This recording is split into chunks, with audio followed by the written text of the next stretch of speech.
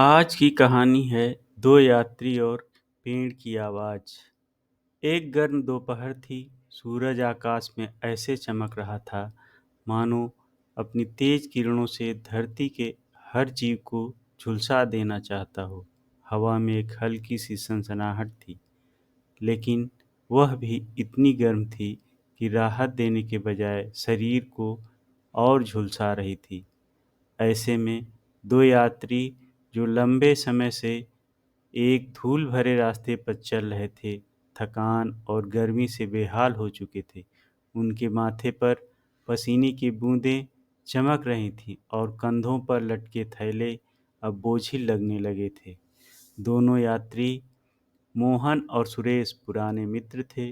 वे राजस्थान के दूरस्थ गांव में लगने वाले मेले में जा रहे थे। वहां वे अपनी बनाई हुई हस्तशिल्प की वस्तुओं को बेचने की उम्मीद रखते थे।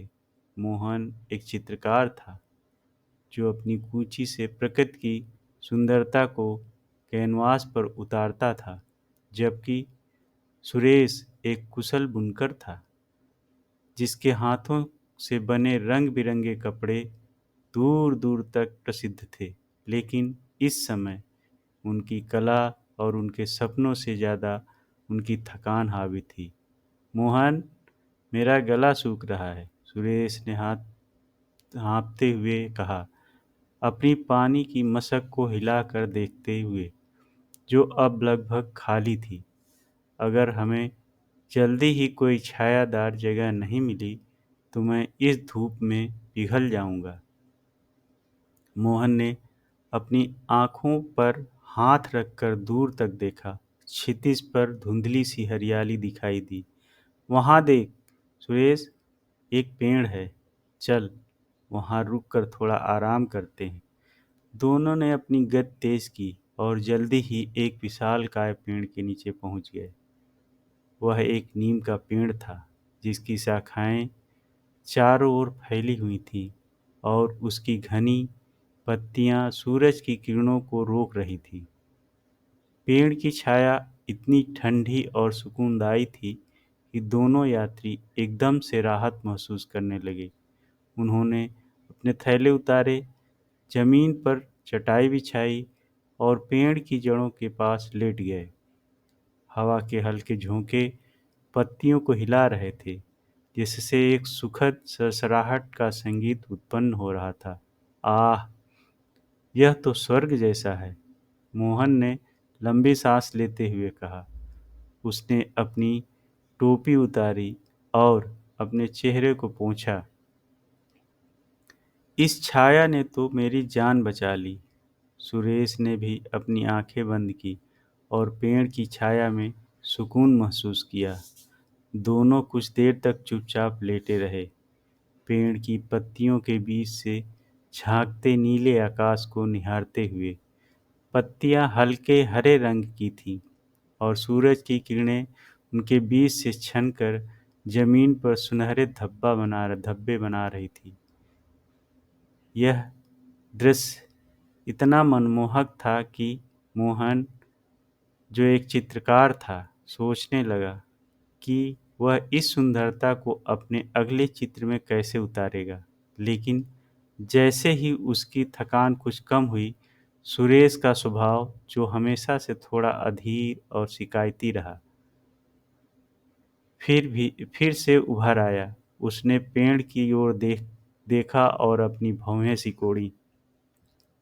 मोहन, यह पेड़ कितना बेकार है, उसने कहा, अपनी आवाज में हल्का सा तिरस्कार लाते हुए।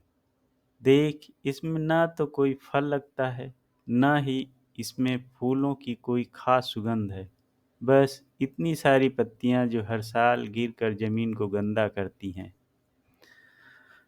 मोहन ने सुरेश की बात सुनी और हल्का सा मुस्कुराया। वह कुछ कहने वाला था, लेकिन तभी एक गहरी गूंजती हुई आवाज उनके कानों में गूंजी।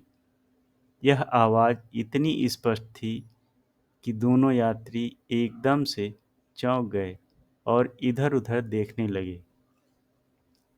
कृतघ्न प्राणियों, आवाज पेड़ की ओर से आई थी।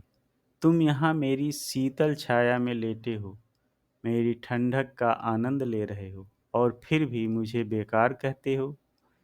मैं तुम्हें इस जलती धूप में बचाता हूँ, तुम्हारी थकान मिटाता हूँ, और बदले में तुम मेरी निंदा करते हो। हे बृहस्पति देव, मनुष्य इसी तरह अपनी कृतज्ञता से अपने आशीर्वादों को अनदेखा करते हैं। मोहन और सुरेश स्तब्ध रह गए। उनकी आंखें आश्चर्य से फैल गईं और वे एक दूसरे की ओर देखने लगे। क्या यह संभव था कि एक पेड़ बोल रहा हो? सुरेश का चेहरा लज्जा से लाल हो गया, जबकि मोहन ने पेड़ की ओर सम्मान से देखा। मुझे माफ कर दो, हे महान वृक्ष, सुरेश ने खकलाते हुए कहा। मैंने तुम्हारी महत्ता को नहीं समझा। तुम्हारी छाया ने हमें इस गर्मी में जीवन दान दिया। मोहन ने भी सिर झुकाया। तुम सही कहते हो, हे वृक्ष, हम मनुष्य अक्सर अपने आशीर्वादों को हल्के में ले लेते हैं।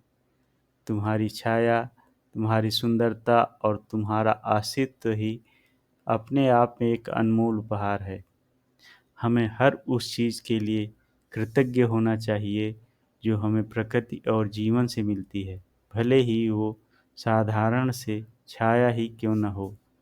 पेड़ की पत्तियां हल्के से हिली, मानो वह उनकी बात सुनकर संतुष्ट हो गया हो। कोई आवाज़ नहीं आई, लेकिन उस शांत क्षण में दोनों यात्रियों को एक गहरी सीख मिली।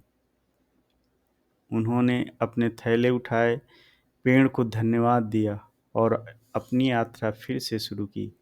लेकिन इस बार उनके मन में एक नया सम्मान था, प्रकृति के प्रति और उनके अनगिनत आशीर्वादों के प्रति, जो वे हर दिन अनजाने में प्राप्त करते थे। जैसे ही आगे बढ़े, मोहन ने सुरेश की ओर देखकर कहा, जानता है सुरेश, यह पेड़ हमें सिर्फ छाया ही नहीं देते, यह हमें याद दिलाता है कि हर चीज़ का अपना महत्व है, भले ही वह हमें तुरंत दिखाई न दे। सुरेश ने सिर हिलाया। तू सही कहता है मोहन, हमें इनके प्रति कृतज्ञ होना चाहिए। दोनों हंस पड़े और उनकी हंसी उस दोपहर की गर्मी में एक ठंडक हवा के झोंके की तरह गूंज उठी।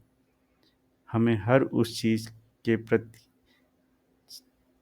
के लिए कृतज्ञ होना चाहिए जो हमें प्रकृति और जीवन से मिलती है, भले ही वह साधारण सी छाया ही क्यों न हो। धन्यवाद।